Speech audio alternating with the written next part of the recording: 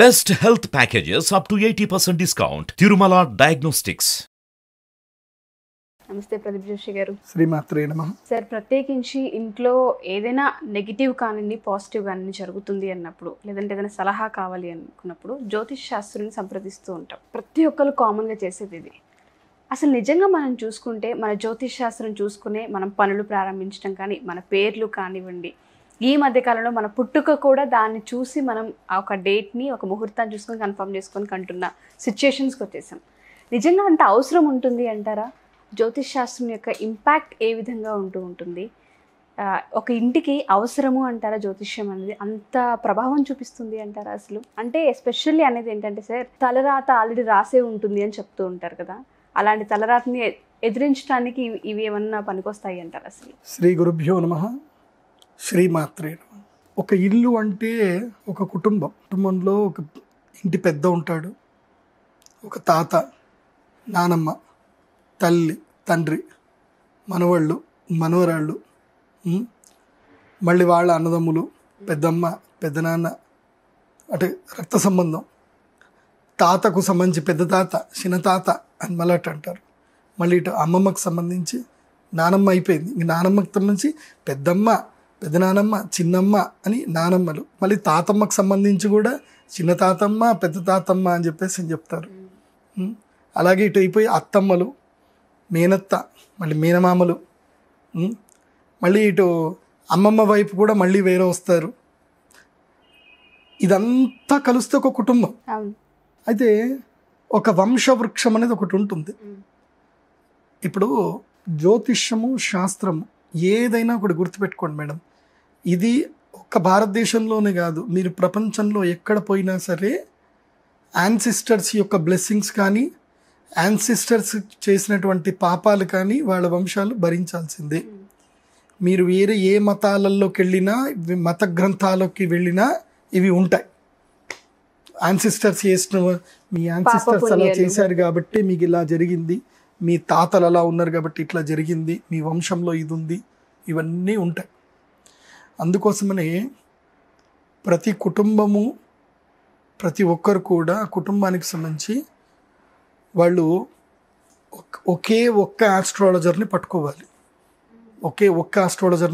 వాళ్ళ కుటుంబానికి సంబంధించి. అంటే ఆస్ట్రాలజర్కి వాళ్ళ వంశానికి, వీళ్ళ వంశానికి సంబంధించిన హిస్టరీ మొత్తం ఉండాలి. సో ఇప్పుడు బిగినింగ్ చేశారనుకోండి, ఇప్పుడు ఒక ఆస్ట్రాలజర్ని కన్సల్ట్ అయ్యారు, కూర్చోవాలి. వాళ్ళ తాత పేరు, వాళ్ళ నానమ్మ పేరు, వాళ్ళ పేరు, అంటే మెయిన్గా రక్త సంబంధం ఎక్కడైతే ఉంటుందో, అంటే ఫాదర్ తరఫు నుంచి మాత్రం 100% అన్నీ ఉండాలి, మదర్ తరఫు నుంచి అవసరం లేదు ఇంకా. Because she came from other family, ఇక్కడ ఉండిపోయింది, ఇంకా ఈ వంశాన్ని మోస్తాం కాబట్టి అంతే. సో ఈ డిఎన్ఏ స్ట్రక్చర్ ఎట్లా నడుస్తుంది, అసలు తాత ఎట్లున్నాడు, ఏం కథ. ఇప్పుడు మనకి డిజిటలైజేషన్ కాబట్టి అందరు ఫోటోలు జాగ్రత్తగా దాచిపెట్టుకోవాలి, అందరికి సంబంధించిన జాతకాలు కూడా పెట్టుకోవాలి, అన్నీ కూడా కలిపి ఒక ఫైల్ చేసి పెట్టుకోవాలి. జాతకాలను చేసి నీట్గా ఫైల్ చేసి పెట్టుకోవాలి. మడత పెట్టకూడదు జాతకాలు, ఎప్పుడు మడత పెట్టకూడదు. మడతపడ్డ జాతకం మడతపడ్డ జీవితం అవుతుంది. జాతక పేపర్లు ఎప్పుడు కూడా మడత పెట్టకూడదు. అయితే స్ట్రైట్గా పెట్టాలి, లేకపోతే రౌండ్గా చుట్టు పెట్టాలి. మన వాళ్ళ పూర్వకాలంలో మడత పెట్టడం రాకపోయినా ఎట్లా పెట్టేవాళ్ళు, రౌండ్గా చుట్టి ఒక బొంగు లాంటి దాంట్లో పెట్టుకునేవాళ్ళు. లేదంటే తాళపత్ర గ్రంథాలు రాసి, తాళపత్ర గ్రంథాలు ఫోల్డ్ చేస్తారా? చెయ్యరు. సో ఫోల్డ్ చేయకూడదు, ఎప్పుడు కూడా జాతకం ఫోల్డ్ చేయకూడదు. అందుకోసం తిడతాను, నా దగ్గరికి ఎవరైనా జాతకం తీసుకొస్తారు, ఆ పేపర్ ఇట్లా పట్టుకొస్తారు, అది ఇట్లా ప్రాణం మీద ఇట్లా ఏదో సర్జరీ చేయాలి, ఫ్రాక్చర్లు అయిపోయినట్టు ఉంటుంది అనమాట. దాన్ని అతి జాగ్రత్త ఇట్లా తీసి చూసరికి ఆ మడత పెట్టిన దగ్గర అక్షరాలన్నీ మాయమైపోతాయి. అక్కడ తిడతాను నేను, ఇదా మీరు చూసుకునే పద్ధతి? ఇది మీ జాతకం అంటే మీ జీవితం, మీ ఐడెంటిటీ, నీకు భగవంతుడు ఇచ్చిన ఆధార్ కార్డు అది. దేవుడు ఒక ఆధార్ కార్డు ఇస్తాడు ప్రతి ఒక్కరికి, ఐడెంటిటీ, యూనిక్ ఐడెంటిటీ కార్డు. అది ఏంది? మన జాతకమే. మన జాతకం లేకపోతే మన జీవితమే లేదు. కాబట్టి జాతకం వేయించుకోండి. ఆ జాతకం వేయించుకున్న తర్వాత నీట్గా భద్రంగా లాకర్లో పెట్టుకోండి నీ జాతకాన్ని. జ్యోతిష్ శాస్త్ర పండితుడు కొన్ని నియమాలు చెప్తాడు, కొన్ని నీ జీవితం అంతా చెప్తాడు. ఇప్పుడు డిజిటల్లో ఇస్తున్నాం కాబట్టి, ఇప్పుడు నా దగ్గరికి ఎవరైనా వస్తారనుకోండి, 2116 రూపీస్ తీసుకోండి, వాళ్ళకి జాతకము దాదాపు 500 పేజీలకు పైగా జాతకం పంపించేస్తా. వాళ్ళకి డే టు డే రిపోర్ట్ ఉంటుంది. మళ్ళీ ఏ రోజుకి రోజు రిపోర్ట్ వస్తుంది. 100% అక్యురెంట్ కాదు కానీ అప్ టు 70% అయితే అక్యురెన్స్ ఉంటుంది మోస్ట్లీ. సో వాళ్ళకి డే టు డే రిపోర్ట్ వస్తుంది, ఈ టైంలో నీకు బాగుండదు, ఈ టైంలో నీ జీవితంలో లోపలికి ఒక శని లాంటి వాడు వస్తాడు అని ఉంటుంది. కథం అయిపోతుంది పని పసాక్ అంతే. సో కాబట్టి జాతకములో అన్నీ ఉంటాయి, అందుకోసమనే నీ జాతకం నా చేతిలో ఉందిరా అంటారు, అందుకోసం అంటారు అయిపోయి. కాబట్టి నీ యూనిక్ ఐడెంటిటీని నువ్వు దాపెట్టుకోవాలి. ప్లస్ మీ ఇంట్లో ఏదైనా అన్ఎక్స్పెక్టెడ్ సిచ్యువేషన్ జరుగుతున్నాయి, అసలు అన్ఎక్స్పెక్టెడ్గా ఇప్పుడు ఒకళ్ళు చనిపోయారు అంటే కరెక్ట్గా 3 నెలలకి ఇంకోళ్ళు శాంతి లేసిపోతాయి. ఇది ఎక్కువగా వింటాం సార్ మనం. సో ఎప్పుడైనా ఇంట్లో అలా ఒక శాంతి లేవగానే ఇంకో శాంతి లేసింది అనుకోండి, యూ షుడ్ బీ అలర్ట్. తరచు మరణాలు సంభవిస్తాయి. యూ షుడ్ బీ అలర్ట్ అవ్వాలి. అలర్ట్ అవ్వకపోతే చేసేది ఏం లేదు. అప్పుడు అలర్ట్ అవ్వాలి. అలర్ట్ అయిన తర్వాత జ్యోతిష్ శాస్త్ర పండితుడిని కలవాలి. నేచర్ ఏం చేస్తుందంటే ఏదో ఒక రూపంలో ఎవరితోటో చెప్పిస్తుంది, పక్కా చెప్పిస్తుంది, అరే భయ్ నీ కొంచెం టైం బాగలేదు అని చెప్పిస్తుంది. వెంటనే వెళ్ళి వాళ్ళ ఇంటి జ్యోతిష్ శాస్త్ర పండితుడి దగ్గరికి వెళ్ళాలి. ఆ జ్యోతిష్ శాస్త్ర పండితుడికి అన్ని జ్ఞానాలు ఉండాలి, అన్నీ తెలిసి ఉండాలి, మంచి వాళ్ళు ఉండాలి, వాళ్ళ అనువంశికంగా జ్యోతిష్యం అయి ఉండాలి. మీ వంశానికి సంబంధించి అది ఇప్పుడు నేనున్నాను, మా నాన్నగారు జ్యోతిష పండితులే, మా తాత జ్యోతిష పండితులే. నా దగ్గర ఇప్పటికీ కొంతమంది దాదాపు ఒక 300-400 ఫ్యామిలీస్ ఉంటారు నాకు అండర్ కంట్రోల్. వాళ్ళందరి ఫైల్స్ నా దగ్గర ఉంటాయి. ఇప్పుడు నా దగ్గర వాళ్ళ దగ్గరికి ఏ ప్రాబ్లం వచ్చినా వాళ్ళు అన్ఎక్స్పెక్టెడ్గానే వాళ్ళ ప్రాబ్లం రాగానే వాళ్ళ ఫ్యామిలీ అందరూ కలిసి నా దగ్గరకు వచ్చేస్తారు. వచ్చి ఇక జాతర ఇక్కడ వచ్చి కూర్చుంటారు. ఇంకా ఎట్లా అవుతుంది అయ్య గారు ఏంటి అని అడుగుతారు. అప్పుడు ఫైల్ తీసుకురా అని చెప్తాను. నా దగ్గర ఫైల్స్ ఉంటాయి, వాళ్ళు తీసుకొచ్చి టక్కా చూసి వాళ్ళు ఏం చెప్పరు ఇంక మోస్ట్లీ, ఎవడికి మీ చిన్నోడికి దెబ్బ తాకిందా, వీడికి తాగలేదు, ఇప్పుడు వీడి టైం బాగలేదు అంటే అవును గురుగారు కరెక్టే అంటారు. సో ఆ ఫ్యామిలీ జాతకాలు మొత్తం మా దగ్గర ఉంటాయి. సో నా దగ్గర స్టోర్ ఉంటాయి కంప్లీట్గా, జాతకాలన్నీ కూడా ఫైల్ ఇట్లా చేస్తుంది ఉంటుంది. వాళ్ళ ఫైల్ నెంబర్ వాళ్ళు గుర్తుపెట్టుకోవాలి, రాగానే మా ఫైల్ నెంబర్ ఇదండి అంటే టిక్ అని ఫైల్ నెంబర్ తీస్తామన్నమాట, జాతకం చెప్పేస్తాం. సో అట్లా ప్రతి ఒక్కళ్ళది ఫైల్ మెయింటైన్ చేసుకోవాలి. అట్లా అనువంశికంగా నీ వంశానికి మొత్తం అందరి జాతకాలు నీ దగ్గర ఉండాలి. రాశి ఫలాలుగా చూపించుకోవడం, ఉగాది వస్తే డబ్బులు పోయినా పర్వాలేదు, ఉగాది రాగానే ఆ ఉగాది నెలలో పంతులకు సీజన్ అనమాట, జ్యోతిష్ శాస్త్ర పండితులకు సీజన్ ఉగాది రాగానే చైత్ర మాసంలో అందరు వచ్చేస్తారు, ఇంకా లైన్ కట్టుకుంటూ వచ్చేస్తారు. ఈ సంవత్సరం ఎట్లుంది నా జాతకం, ఈ సంవత్సరం జాతకం ఏంటి నాకు చెప్పండి, ఈ సంవత్సరం నాకు ఏ దశలు వస్తున్నాయి, ఏ అంతర్దశలు వస్తున్నాయి, ఈ సంవత్సరం నాకు గోచారం స్ట్రాంగ్ ఉందా, దశాంతర్దశలు స్ట్రాంగ్ ఉన్నాయా, సో నేను ఎలాంటి రెమెడీ చేసుకోవాలి, ఇవన్నీ అడిగి చాలా జాగ్రత్తగా ముందుకెళ్ళాలి. అలా ముందుకెళ్తే వంశము చాలా బాగుంటుంది, ఇంట్లో ఎవ్వరికి ఏ ప్రాబ్లమ్స్ రావు, అందరూ సంతోషంగా ఉంటారు. ఇప్పుడు మురారి సినిమా ఉంది కదా, మురారి సినిమాలో ఒకడు చనిపోయాడు, ఇంకోటి చనిపోయాడు, ఈ వంశంలో నెక్స్ట్ చనిపోయేది ఎవరు అని వాళ్ళకి టెన్షన్ పడితే అప్పుడు అందరు జాతకాలు ఇస్తే మురారి బాబేమ్మ అని చెప్పేది ఒకటి సీన్ వస్తుంది కదా, గుర్తుందా? ఆ సినిమాకి ఆ కాన్సెప్ట్ ఇచ్చిందే మా నాన్నగారు. సో అట్లా జరుగుతూ ఉంటాయిలే. సో కాబట్టి అనువంశిక శాపాలు ఏమన్నా సరే తెలుసుకోవాలి. నా దగ్గర కొంతమంది వస్తారు, మీకు అనువంశిక శాపం ఉందని అంటే వాళ్ళు కలవడానికి ఇష్టపడరు. అప్పుడు కుటుంబ సభ్యులు అందరూ కలవాలి, తెగలు ఎక్కడెక్కడికి పోయినా అందరూ కలవాలి, అందరూ కలిసి కూర్చొని పరిహారం చేయించుకోవాలి. దానికి అష్టమంగళ ప్రశ్న అని ఒకటి ఉంటుంది. అష్టమంగళ ప్రశ్న వేయించుకోవాలంటే మినిమం 5 లక్షల చేతిలో పట్టుకొని రావాలి. కేరళలో ఉంటారు అష్టమంగళ ప్రశ్న. కేరళలో ఒక జ్యోతిష్ శాస్త్ర పండితుడు ఉంటాడు, మంచి రిచ్ పండితుడు, నాకు మంచి మిత్రుడు. ఆయన ప్రతి నెల కృత్తికా నక్షత్రములో ఆయన శ్రీవారి దర్శనం చేసుకోవడానికి వస్తాడు. ప్రతి నెల ఆయన 11,000 రూపాయలు శ్రీవారిని దర్శనానికి రెడీ. ఆయన కృత్తికా నక్షత్రం రాగానే శ్రీవారి దర్శనం టికెట్ తీసుకుంటాడు, శ్రీవారి దర్శనం చేసుకొని వచ్చేస్తాడు. ప్రతి నెల వెళ్తాడు ఆయన. ఎందుకు వెళ్తున్నారు అంటే నా జాతకంలో ఈ దోషం ఉంది అని చెప్పి నేను ఆయన కూర్చొని మంచిగా మాట్లాడుకున్నాను కూడా. ఆయన ది రిచెస్ట్ ఆస్ట్రాలజర్. ఆయన నేనే మరీ తోపు అంటే నాకన్నా తోపు ఆయన డబ్బులు తీసుకోవడంలో. 1,00,000 రూపాయలు ఏంది ఇంట్లోకి రానియాడు ఆయన. జ్యోతిష్యం వక్తవ్యం సంస్కృతం కొంచెం జ్యోతిష్యం వక్తవ్యం తర్హి ఆగచ్చతు 1,00,000 రూప్యకాణి నిత్వ ఆగచ్చతు అంటే 1,00,000 రూపాయలు తీసుకొని రండి. ఇప్పుడు నేను కూడా 1,00,000 రూపాయలు తీసుకుంటా. ఎవరికి అష్టమంగళ ప్రశ్న తీసుకోవాలి అంటే ఇట్లా మరణానికి సంబంధించి తెలుసుకోవాలన్న ఏదన్నా సరే నిర్మోహమాటంగా తీసుకుంటాను. బికాస్ నీ జీవితం అక్కడ నేను చెప్పాలి, మళ్ళీ దానికి తగ్గ రెమెడీ నేను చేసుకోవాలి. అపమృత్యం ఏదైనా సంభవిస్తుంది అన్నప్పుడు అలర్ట్ అవ్వడానికి ఇవన్నీ అపమృత్యు ఉంటుంది, అఘాతం ఉంటుంది, తర్వాత గర్భానికి కూడా కొంచెం అడుగుతారు, ఎవరైనా ఇంట్లో ప్రెగ్నెంట్ అయితే కూడా వచ్చి అడుగుతారు, ప్రెగ్నెన్సీకి ఏదన్నా సమస్యలు ఉన్నాయా, మా వంశంలో ఎలాంటి వంశస్థుడు రాబోతున్నాడు, మా వంశోద్ధారకుడు వస్తాడా, లేకపోతే ఇప్పుడు శత్రువులు ఎక్కడో పుట్టరు, మన ఇంట్లోనే పుడతారు. అట్లా సో మా ఇంటికి శత్రువు వస్తున్నాడా, మిత్రుడు వస్తున్నాడా ఏంటి, ఇవన్నీ తెలుసుకోవాలి. కానీ నేనేమంటాను అంటే తెలుసుకున్న కన్నా మునిపే సంతానము కనాలన్న ఆలోచన వచ్చినప్పుడే జ్యోతిష్ శాస్త్ర పండితుని కలిసి ఒక ప్రొసీజర్ తీసుకొని వెళ్ళాలి. లాస్ట్ టైం ఒక ఎపిసోడ్ లో కూడా మీరు చెప్పడం జరిగింది. నేను దానికి 1 లక్ష ఛార్జ్ చేస్తా. నీకు వంశోద్ధారకుడు వస్తున్నాడు కదా, నేను దానికి సంబంధించిన వర్క్ కరెక్ట్గా చేసి ఇవ్వాలి కదా నీకు. అండ్ నిర్మోహమాటంగా మాట్లాడాలి అప్పుడు నేను ఏదైనా నీకు సిస్టమేటిక్గా నీ జీవితం చెప్పాలి. బికాస్ మన జీవితం అంటే ఏంటి, మన వంశోద్ధారకుడే కదా, మన పిల్లలే కదా. పిల్లలు సరిగ్గా లేరు అనుకుంటే ఎట్లా? ఇప్పుడు పిల్లలు ఆటిజం తోటి పుట్టారు, పిల్లలు దొంగతనం చేసే బుద్ధితోటి పుడతారు, మంద బుద్ధితో పుడతాడు, అప్పుడు నీ జీవితాంతం నీకు శాపం అన్నట్టే కదా. నువ్వు ఎన్ని లక్షలు సంపాదించినా ఇంత వేస్టే కదా. So we are here to plan everything, we are to give the life style, we are here to give the, మేము లైఫ్ డిజైన్ చేసిస్తాం. Okay, we are architectures. ఓకే, లైఫ్ను చక్కగా డిజైన్ చేసిస్తాము, ఆ విధంగా లైఫ్ను ఫాలో అయిపోవాలి.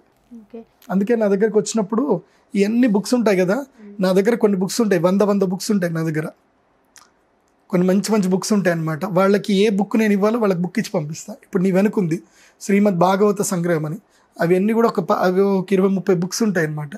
ఎవరైనా ప్రెగ్నెంట్ లేడీస్ వస్తే నేను ఆ బుక్ ఇస్తాను, అమ్మ ఈ పుస్తకంలో ఇవన్నీ కూడా చదవండి అని చెప్పి పంపిస్తాను నేను.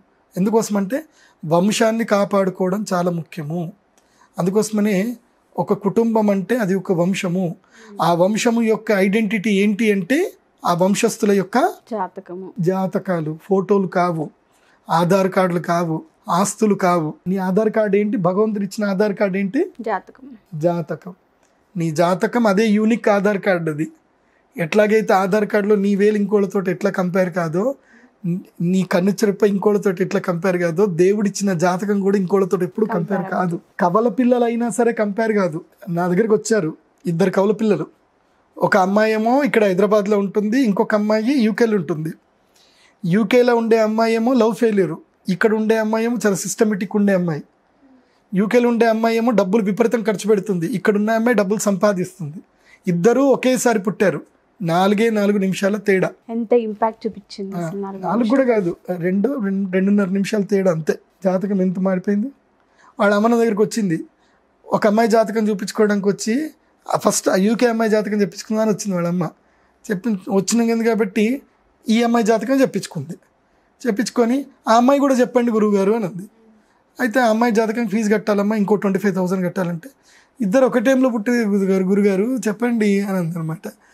అంటే నేనన్నా ఒకే టైంలో పుట్టిన 2 జాతకాలమ్మా, దానికి ఫీజు కట్టాలి, ఒక జాతకం చెప్పడానికి 25,000, 2 జాతకాలు చెప్పాలంటే 50,000. ఒకవేళ ఫ్యామిలీ 4 ఉన్నారు అప్పుడు 75,000. 2 పిల్లలు ఉన్నారు కాబట్టి పిల్లలకి అంత పెద్దగా ఏమి ఉండదు కాబట్టి చిన్న కొన్ని చెప్పేసి పంపిస్తాం కాబట్టి 75,000.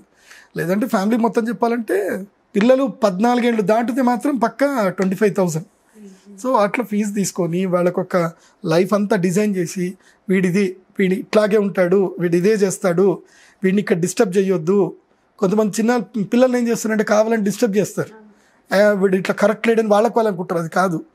చేప పిల్లనే, కోతి పిల్లనే. చేప సెట్ ఎక్కదు, కోతి ఈదదు. సో వాడు చేపనా కోత ఏంది తెలుసుకోవాలి. సో వాడు కోతి అనుకుంటే కోతి లెక్కనే ఉండనివ్వాలి, వాడిని చేపని ప్రయత్నం చేయొద్దు. పెరిగే అవకాశం ఉంటుంది. రివర్స్ పోతే గనక కొంతమంది జీవితంలో తండ్రి శత్రువు. నేను కొంతమంది జాతకాలు రాగానే చెప్తాను, నీ లైఫ్లో ఫస్ట్ ఎనిమి నీ ఫాదర్ ఏం చెప్తా, డైరెక్ట్ చెప్పేస్తా. ఏడుస్తారు, ఇక్కడ కూర్చొని ఏడుస్తారు. అవునండి మా నాన్న నాకు ఇష్టం లేకుండా పెళ్లి చేశాడు, ఈ దుర్మార్గుడితో ఉండాల్సి వస్తుందని ఏడుస్తారు చాలామంది. అట్లా. సో కొంతమందికి తండ్రి శత్రువు అవుతాడు, కానీ ఆ తండ్రికి తెలియదు తాను శత్రువు అవుతున్న విషయం తనకు తెలియదు. తన పిల్లకి మంచి చేస్తున్నా అనుకుంటాడు. నువ్వు అనుకుంటే మంచి కాదు, ఇక్కడ రావాలి నా దగ్గరికి వచ్చి నేను చెప్తా ఏది మంచి అని. ఎందుకోసమంటే నేను చెప్పేది ఏంటి, ఋషిప్రోక్తం, నా ప్రోక్తం కాదు అది. ఋషులందరూ ఇన్ని గ్రంథాలు రాశారు. ఎన్ని గ్రంథాలు, బృహత్పరాశర హోరాశాస్త్రము, ఇదిగో ఇది భావ ప్రకాశం అని చాలా అద్భుతమైన బుక్. ఇది సర్వార్థ చంద్రిక అని ఇదొక బుక్ ఉంటుంది. అండ్ ఇది యోగ వాసిష్టము, వశిష్ఠ రామ సంవాదం, ఇంకోటి జాతక మార్తాండము, ఇవన్నీ కూడా వ్యక్తి గురించి చెప్పేటివి, ఇవన్నీ కూడా. మళ్ళీ పరిహారాలు చెప్పేటి వేరే ఉంటుంది. ఈ రావణ సంహితలో పరిహారాలు ఉంటాయి. నెగిటివ్ ఎనర్జీని ఎట్లా ఓవర్కమ్ చేయాలి, మనిషికి చావు వస్తుందంటే ఎట్లా చేయాలి. మీకు విషయం తెలుసా, మా నాన్న చనిపోయినప్పుడు, మా నాన్నకి హార్ట్ అటాక్ వచ్చినప్పుడు, మా నాన్న బెడ్ మీద పడ్డప్పుడు నాకు మా అన్నయ్యకి పెద్దగా మాట్లాడవు. నేను మా అన్నయ్య కలిసి మా జీవితంలో మాట్లాడుకున్నది చాలా తక్కువ. ఈవెన్ నేను మీతో మాట్లాడినంత కూడా మా అన్నయ్యతో మాట్లాడలేదు. మా అన్నతో నేను మాట్లాడింది మొత్తం నా లైఫ్ టైంలో తీస్తే 1 గంట కూడా వెళ్ళదు. మా అన్నయ్య గురించి, అన్నయ్య బాగున్నావా, అంతకుమించి నేను ఎక్కువ మాట్లాడలేదు మా అన్నయ్యతోటి. మా అన్న నేను ఎప్పుడు సంభాషించుకున్నది కూడా లేదు. మా నాన్న బెడ్ మీద పడ్డాడు, తర్వాత వెంటిలేషన్ పెట్టారు, అన్నీ పెట్టారు. సేమ్ తారకరత్న సిచ్యువేషనే. మా నాన్నకు కూడా హార్ట్ అటాక్ వచ్చింది. తర్వాత మళ్ళీ హార్ట్ ఫంక్షన్ స్టార్ట్ చేశారు. యాజ్ ఇన్ బెడ్ అనమాట. అప్పుడు మా అన్నయ్య నన్నప్పుడు అడిగాడు, అరే ఇంత నేర్చుకున్నావు కదరా, లెక్కేయరా, నాన్నది ఎప్పుడుంది లెక్కేయరా అని అన్నాడు. నేను లెక్కేసి ఇంకా 5 రోజులు టైం పడుతుంది అన్నయ్య అన్న. అంతే తెలుసుకున్నప్పుడు పండితుల లక్షణాలు. అక్కడ కొడుకు పనిచేయడం, ఇంకక్కడ ఆ ప్రశ్న ఇచ్చినప్పుడు ప్రశ్నకు సమాధానం చెప్పాలి. అది మా అన్నయ్య అయినా ఎవరైనా సరే ప్రశ్న సమాధానం చెప్పాను. కానీ నాకు తెలుసు, అయినా సరే నేను మా నాన్న ప్రాణం కాపాడడానికి నేను నానా యాతన పడ్డాను. కానీ నాకు కొన్ని విషయాలు తెలుసు. ఎలా అంటే, కానీ నాకు అప్పుడు మెడికల్ నాలెడ్జ్ లేదు. అబ్బా, మెడికల్ నాలెడ్జ్ ఉంటే కొంచెం నేను మా నాన్నని కాపాడుకున్నట్టుండేమో. కానీ ఈ శాస్త్రాలు మాత్రం తెలుసు, కానీ మెడికల్ నాలెడ్జ్ లేదు. అది అక్కడ ఒక మైనస్ పాయింట్ అయిపోయింది నాకు. యమదూతలు దగ్గరికి రాకుండా ఉండడానికి ఒక యోగం ఉంది, గుర్తుపెట్టుకోండి. ఎప్పుడైనా మనము మరణం ఎప్పుడైనా సంభవిస్తే మంచి సమయంలో పోయేటట్టుగా మనం ప్లాన్ చేసుకోవచ్చు. అట్లా మా నాన్న అమావాస్య రోజు మా నాన్నకి హార్ట్ అటాక్ వచ్చింది. ఆయన అమావాస్య రోజు చనిపోవద్దని చెప్పి యమదూతల్ని ఆపడానికి నేను కొన్ని మంత్ర జపాలు, కొన్ని ప్రయత్నాలు చేశాను. వీ కెన్ హోల్డ్, ఆ విషయాన్ని మనం చేయొచ్చు. మంత్రశక్తి కావాలి, దానికి చాలా బలం కావాలి. మా నాన్న పక్కనే శ్రీమద్ భాగవతము, నల్ల నువ్వులు చల్లి భాగవతం పెట్టి చాలా ప్రయత్నాలు చేశాను. రాత్రి పడుకుంటే, ఇంకా మా నాన్న కొన ఊపిరితో ఉన్నాడు. రాత్రి నేను అక్కడ హాల్లో పడుకుంటే, అప్పుడు నేను సబ్కాన్షియస్లోకి వెళ్ళిపోయిన తర్వాత నాకు యమదూతలు కనబడి, ఇంకెన్ని రోజులు ఆపుతావు సామి మమ్మల్ని, 4 రోజులైంది మీ ఇంటి పక్కనే కూర్చుంటున్నాం మేము, మీ నాన్న దగ్గరికి రానియట్లేదు నువ్వు అని చెప్పి నా పీక పట్టుకున్నారు వాళ్ళు. పీక పట్టుకుంటే ఇంకా అయిపోయింది అని చెప్పేసి అని అన్నారు. తీరా చూసేసరికి, లేచేసరికి 5:30 అయింది. 5:30 అయ్యేసరికి ఏం చేయాలో అర్థం కాలేదు. తీరా చూస్తే మా నాన్నగారు అట్లాగే ఇంకా కొనుపుతోటి ఉన్నారు అక్కడ. అప్పుడు ఏం అర్థం కాలేదు. ఉన్నట్టుండి 2 వచ్చేసారు, ఒక ఆర్ఎంపీ డాక్టరు, ఒక కాంపౌండర్, 2 వచ్చారు. మా అన్నయ్య పిలిపించాడు. ఏం సిచ్యువేషన్ అర్థం కావట్లేదు, 3 రోజుల నుంచి మా నాన్నగారు ఇట్లాగే ఉన్నారు అని చెప్పేసి అనిస్తే, ఆ కాంపౌండర్ వచ్చిన తర్వాత, ఆ కాంపౌండరు మా నాన్న లైఫ్ ఇచ్చిన వ్యక్తి అనమాట. ఆయన నన్ను చూసి, బుద్ధి లేదా నీకు, మీ నాన్న కనీసం ఆక్సిజన్ కూడా పెట్టారా, మాత్రం కామన్ సెన్స్ లేదా మీకు అని తిట్టాడు నన్ను. అని చెప్పి వాళ్ళు తీసుకొని అంబులెన్స్లో తీసుకొని మళ్ళీ హాస్పిటల్ తీసుకెళ్ళారు. సో హాస్పిటల్ తీసుకెళ్ళిన తర్వాత నాకు అప్పుడు గుర్తుకొచ్చింది. అంటే రోజు పొద్దున్నే మేము సంధ్యావందనం చేస్తాం కదా, ఏ నక్షత్రంలో పోతాడని మాకు తెలిసింది. ఈరోజు కదా అని చెప్పేసి అని పరిగెత్తుకుంటూ నేను హాస్పిటల్ వెళ్ళా. అప్పుడు మళ్ళీ మా నాన్నకి సెలైన్లు పెట్టడం, ఆక్సిజన్ పెట్టడం అని చేస్తుంటే నాకు మెడికల్స్ ప్రిస్క్రిప్షన్ ఇచ్చారు. ప్రిస్క్రిప్షన్ ఇచ్చి పోగానే అప్పుడు నాకు చెవిలో ఒకటి చెప్పినట్టు అనిపించింది, మీ నాన్నను వదిలొచ్చావా పిచ్చోడా అని అనేసరికి మళ్ళీ పరిగెత్తుకుంటూ మెడిసిన్ ఏం లేకుండా వెళ్ళిపోయి మా నాన్న పక్కనే ఉన్నాను. అదే టైంలో మా నాన్న ప్రాణం కళ్ళలోకి పోతుంటే నేను చూశాను. అదే టైంలో నేను నారాయణ నారాయణ అని గట్టిగా అరిచాను నేను. ఇది నా జీవితంలో జరిగిన యథార్థ సంఘటన. ఇది నేను యమదూతల్ని చూడడం జరిగింది. మా నాన్న ప్రాణం పోయేటప్పుడు ఆ ప్రాణాన్ని కూడా, ఆ జ్యోతిని కూడా నేను చూడడం జరిగింది కళ్ళ నుంచి. అందుకోసమే ఇవి ఏదైతే ఈ ప్రపంచంలో మన కంటికి కనిపిస్తుంది, ఏదైతే ఉందో ఇదంతా వాస్తవం కాదు. మన కంటికి కనబడకుండా వేరే డైమెన్షన్ వరల్డ్ ఇంకోటి ఉంది. అది ఆ డైమెన్షన్ వరల్డ్ మనందరినీ ఆడిస్తుంది, కంట్రోల్ చేస్తుంది.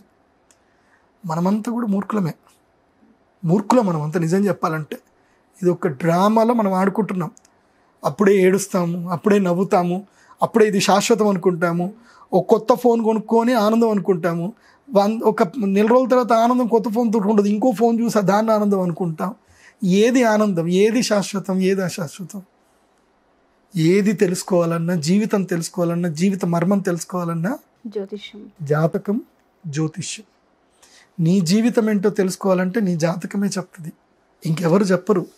నీ జాతకం పెట్టుకొని గురువుగారి దగ్గర జ్యోతిష్ శాస్త్ర పండితుడి దగ్గర వచ్చి బుద్ధిగా కూర్చోవాలి. పెద్ద పెద్ద సినిమా హీరోలు, పెద్ద పెద్ద రాజకీయ నాయకులు నా దగ్గరకు వచ్చి మంచి మిత్రుల్లాగా ప్రశాంతంగా కూర్చుంటారు. డీజీపీ స్థాయి వ్యక్తులు కూడా మా దగ్గరికి వస్తారు, లేదంటే వాళ్ళ దగ్గర పిలిపించుకుంటారు. వాళ్ళు ఎంత హంబుల్గా కూర్చుంటారు తెలుసా. నాకు అప్పుడు అనిపిస్తుంది, చీడ మిడిమిడి జ్ఞానం ఉండి ఏ డబ్బులు లేకుండా అరవడాలు చేయడాలు అది కాదు. ఇది నిజంగా అంటే ఎంత గ్రౌండ్ టు ఎర్త్ ఉంటారు తెలుసా. ఎక్కడ ఏం ఎలా ఉండాలన్నది అసలు ఆయనేనా అనిపిస్తుంది. అలా అంతటి గొప్పటి వ్యక్తులు నేను చూశాను. ఒక ఫిల్మ్ స్టారు, ఎంత గొప్ప ఫిల్మ్ స్టార్ అయినా, కానీ ఆయన లేచి కాఫీ చేసి నా చేతికి ఇస్తే నేను ఆశ్చర్యపోయాను. నాకు ఆయన కాఫీ ఇవ్వడం ఏంటి అంటే అంత గౌరవం. నేను చిన్న పిల్లాడిని, ఆయన సినిమా ఎక్స్పీరియన్స్ అంత లేదు నా ఏజ్. ఆయన సినిమాలు చేసినంత కూడా కాదు నా ఏజ్. అట్లాంటి ఆయన కూడా విలువిచ్చి ఉంటే అది జీవితం అంటే. జీవితంలో గౌరవించడం నేర్చుకోండి, ప్రేమించడం నేర్చుకోండి, యాక్సెప్ట్ చేయడం నేర్చుకోండి, హంబుల్గా ఉండడం నేర్చుకోండి. ప్రతి ఒక్క వ్యక్తితోటి నవ్వుతూ పలకరించండి. మొదలు మీరే పలకరించడం నేర్చుకోండి. మీ జీవిత మర్మం ఏంటో జ్యోతిష్ శాస్త్ర పండితుడి దగ్గర కూర్చొని నేర్చుకోండి. జ్యోతిష్యం మూఢనమ్మకం అని అనకండి. ఆ జ్యోతిష్యం మూఢనమ్మకం అన్నవాళ్లే ఇప్పుడు ఆ జ్యోతిష్యానికి సంబంధించి రాశి ఫలాలు చెప్పించుకుంటున్నారు. ఆ రాశి ఫలాల ప్రోగ్రాం వాళ్లే పెట్టుకుంటున్నారు. వాళ్ళకు ఆ జ్యోతిష్యం మూఢనమ్మకం అని మీకు చెప్పిన వాళ్ళే రావుకేతులు వెళ్ళి పూజ చేసుకున్నారు. ఎవడైతే జ్యోతిష్యం మూఢనమ్మకం అని రాసిచ్చాడో వాడు జీవితంలో పడరాని కష్టాలు పడి ఇప్పుడు దాసోహం అని శరణు కోరితే ఆ శ్రీమన్నారాయణుడి యొక్క భక్తుడు సరే క్షమించాను పో అని అంటే మళ్ళీ ఇప్పుడు రాబోతున్నాడు మీడియా లోపలికి. గుర్తుపెట్టుకోండి, దేవుడితో చెలగాటం వద్దు, శాస్త్రాలతో చెలగాటం వద్దు. నువ్వు పుట్టక మునిపే దేవుడు పుట్టాడు. నీ తరతరాలు పుట్టక మునిపే, నీ విజ్ఞానం పుట్టక మునిపే శాస్త్రాలు పుట్టాయి.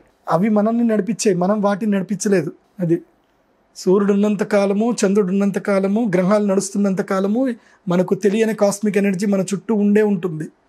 ఎవరిని నవ్వించాలో, ఎవరిని ఏడిపించాలో, ఎవరిని ఓడించాలో, ఎవరిని తీసేయాలో, ఎవరిని బతికించాలో, ఎవరిని చంపేయాలో మొత్తం గ్రహాలు నిర్ణయిస్తాయి. మనం ఎవరం కాదు నిర్ణయించడానికి. మనమంతా కూడా నిమిత్త మాత్రులం మాత్రమే. సార్ అసలు ఏం చెప్పాలో కూడా తెలియట్లేదు. నేను కూడా ఒకప్పుడు జాతకం మీద డిపెండ్ అయి ఉంటుందా, జాతకం ఒకసారి సరి చూసుకుంటే ఫ్యూచర్ ఇంకొంచెం మెరుగుపరుచుకోవచ్చు అనే స్కోప్ ఉంటుందా అన్నదానికి ఎక్కువ టైంని కూడా కేటాయించే వాళ్ళం కాదు. ఏముందిలే అన్న ధోరణిలో ఉండేవాళ్ళం. మీరు చెప్తుంటే ప్రతిదీ కూడాను అవకాశం ఉన్నప్పుడు ఎందుకు ఉపయోగించుకోకూడదు, అవకాశం ఉన్నప్పుడు ఎందుకు తెలుసుకోకూడదు అని అనిపిస్తుంది. జాతకం ఉన్న ఇంపార్టెన్స్ ఏంటో అర్థమవుతుంది. భార్యాభర్తల మధ్య కానివ్వండి, పిల్లలు పుట్టే విషయంలో కానివ్వండి, మిస్కమ్యూనికేషన్స్ కానివ్వండి, డివోర్స్ కానివ్వండి, ఏదైనా సరే ఒకటి మన ఇంట్లో నెగిటివ్ వైబ్ జరుగుతుంది అన్నప్పుడు అలర్ట్ అయ్యే ప్రాసెస్లో మన జాతకం ఏంటి, మన పరిస్థితులు ఏంటి, మన స్థితిగతులు ఏంటి అని తెలుసుకోవడానికి ఇది ఒక కీలక పాత్ర పోషిస్తుంది అనేది చాలా క్లియర్గా చెప్పారు మీరు.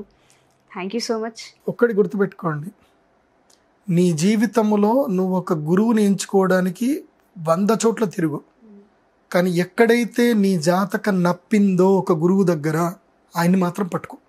అది ప్రదీప్ జోషినే కాదు, అది ఎవరైనా కానివ్వండి. ఆయన దగ్గర నీ జాతకం కరెక్ట్ వచ్చిందనంటే ఇక నువ్వు ఆయన కాళ్ళు పట్టుకుని అక్కడనే ఉండాలి. ఇంకా నాది ఏమైనా పర్వాలేదు, ఇక గురుగారు మీరే చెప్పాలని కాళ్ళు పట్టుకోవాలి. ఇంకంతే, నప్పాలి, జాతకం నప్పాలి. నా దగ్గర జాతకం నప్పలేదనుకో వెళ్ళిపోమని చెప్పేస్తా. నీ డబ్బులు నాకు వద్దు, నువ్వు నా బ్యాచ్ కాదు, నువ్వు నీ గురించి వేరే పండితుడు ఎక్కడ ఉంటాడు వెళ్ళు అని చెప్తాను. నా దగ్గర పట్టుకున్నోడిని నేను చెప్తాను, నువ్వు నన్ను ఫాలోగా, నేను చెప్పింది కరెక్ట్ ఉంటే నన్ను ఫాలోగా, నా దగ్గరనే ఉండి. ఇంకా ఏ కష్టమైనా ఏదైనా నాతో వచ్చి గొడవ పెట్టుకోవాలంటే నా ఇంట్లో కూర్చో చెప్పు, కానీ జాతకం నప్పలేదంటే పో. అందుకోసమనే జీవితంలో ఒకే గురువుని పట్టుకోవాలి, గురువు ఒక్కడే ఉండాలి. 10 మంది గురువులు పెట్టుకున్నావు అనుకో నువ్వు పిచ్చిరేసిపోతుంది, ఇంకేముండదు.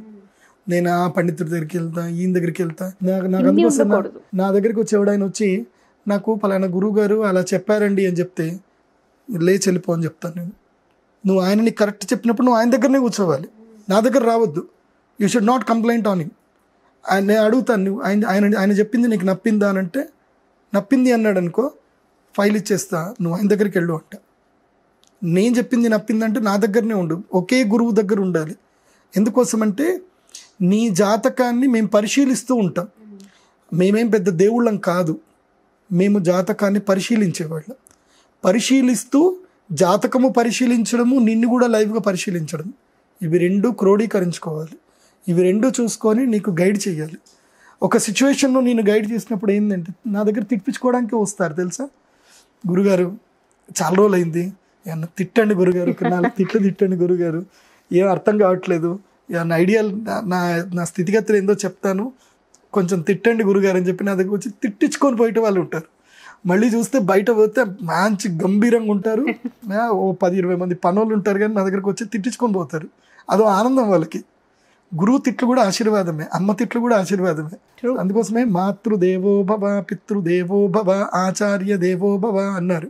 సో ఈ ముగ్గురు ప్రధానమైనటువంటి వాళ్ళ జీవితంలో. అతిథి ఎవరు అంటే నీ జీవితంలోకి వచ్చే నీ కొడుకు అతిథి, నీ ఇంటికి వచ్చే చుట్టాలు కాదు, నీ ఇంటికి వచ్చే నీ వంశోద్ధారకుడు నీకు అతిథి, నీ ఇంటికి వచ్చే నీ సహధర్మచారిని నీకు అతిథి, నువ్వు పెళ్లి చేసుకునే వ్యక్తి నీకు అతిథి. వీళ్ళు అతిథులు, చుట్టాలు కాదు అతిథులు. ఫస్ట్ వీళ్ళని గౌరవించాలి. వాళ్ళు బంధువులు, అతిథులు కాదు బంధువులు వాళ్ళు. సో అందుకోసం ఉపనిషత్తులు చెప్పారు ఈ వాక్యం, మాతృదేవో భవ, అమ్మ, తర్వాత పితృ, తర్వాత ఆచార్య. పుట్టినప్పుడు ఓనమాలు నేర్పించేది అమ్మ, చదువు నేర్పించేటప్పుడు తండ్రి, ఆ తర్వాత జీవితాన్ని 14 ఏళ్ల తర్వాత జీవితాన్ని నడిపించేవాడు ఇంటి ఆచార్యుడు, అంటే ఇంటి పురోహితుడు, ఇంటి జ్యోతిష్ శాస్త్ర పండితుడు. సో అందుకోసమే పురోహితుని, మీ ఇంటి పురోహితుడిని గౌరవించండి, మీ ఇంటి పురోహితుడి యొక్క బాగోగులు మీరు అడగండి. నేను మా నాన్నగారు చనిపోయిన తర్వాత పురోహితం మానేశాను నేను. ఎందుకు తెలుసా, మా నాన్న చనిపోయినప్పుడు, మా నాన్న బెడ్ మీద ఉన్నప్పుడు ఏ ఒక్కరు కూడా వచ్చి ఏదైనా నీకు ఫైనాన్షియల్ హెల్ప్ కావాలా అని నన్ను ఒక్కడు కూడా అడగలేదు నన్ను. నిజంగా మా నాన్నని వెంటిలేటర్ మీద మేము పెట్టుకొని ఉంటే బతికించుకునే వాళ్ళమేమో అని ఒక చిన్న ఆశ ఉండేది. మేము వెంటిలేటర్ మీద పెట్టించుకునే స్థితిలో లేకుండే. నా దగ్గర ఉండే డబ్బులు అన్నీ కూడా అయిపోయేంత వరకు కూడా మా కుటుంబ సభ్యులు డ్రామా ఆడారు. వాళ్ళ డబ్బులు ₹1 పెట్టలే. యశోద హాస్పిటల్లో ఉన్న రోజులు మొత్తం నేనే డబ్బులు పెట్టాను మా నాన్నగారికి. నా డెబిట్ కార్డులో ఉన్న డబ్బులన్నీ అయిపోయాయి. నేనప్పుడు నా దగ్గర అయిపోయినాయి అనేంత వరకు వాళ్ళు వెయిట్ చేశారు. ఎందుకోసం అంటే వీడి దగ్గర డబ్బులు ఉన్న రోజులు వీడిని మనం ఏం అనలేం. వీడి దగ్గర డబ్బులు అయిపోయినాయి అనుకో, ఇంకా వీడు ఏం చేయలేనివాడు అవుతాడు, అప్పుడు మనం స్టార్ట్ చేద్దాం అని. నా దగ్గర డబ్బులు అయిపోయిన తర్వాత అప్పుడు హాస్పిటల్ నుంచి అప్పుడు డిశ్చార్జ్ చేసేసుకొని ఇంకా వాళ్ళు డబ్బులు పెట్టలే. ఇంకా ఇట్లాంటి వాళ్ళు చాలా దుర్మార్గులు ఉంటారండి, కుటుంబంలో ఉంటారు. ఎందుకు మొన్న పాపం ఒక ఆవిడ వచ్చింది, ఆవిడకి పెళ్ళైపోయింది, భర్త, 2 పిల్లలు, వాళ్ళ తండ్రి చావు బతుకున్న మధ్యన ఉంటే వాళ్ళ అమ్మ ఫోన్ చేసింది, ఏమోనే నాన్నకి ఇట్లా అయిపోతుంది, నాకేం అర్థం కావట్లేదు అని అంటే, పాపం అల్లుడు ఈవిడ కలిసి పరిగెత్తుకుంటూ వెళ్ళిపోతే వాడు కొడుకు నా దగ్గర డబ్బులు లేవు అని ఇట్లా కూర్చున్నాడు. వాడు పాపం ఆవిడ ఏం చేసింది, తీసుకెళ్ళి హాస్పిటల్ అడ్మిట్ చేసింది. దాదాపు ఆమె దగ్గర ఉన్న బంగారం మొత్తం కూడా పెట్టేసి తాకట్టు పెట్టి తండ్రిని బతికించుకోవడానికి ప్రయత్నం చేసింది. వాడి దగ్గర భూమి ఉంది, కొడుకు దగ్గర సంపాదించుకున్న భూమి ఉంది, కారు ఉంది, అన్నీ ఉన్నాయి. వాడు ₹1 ఖర్చు పెట్టలే. నా దగ్గర ఎక్కడున్నాయి, అన్ని లోన్లో ఉన్నాయి కదా అని. వాడు 2 కొడుకులు. మళ్ళీ ఆ కూతురు పాపం వెళ్ళింది. నిజంగా ఆమె అదృష్టం, మంచి భర్త దొరికాడు ఆమెకి. ఆమె బంగారం అంతా పెట్టిన ఆయన ఏమనలేదు, నోరు మూసుకున్నాడు.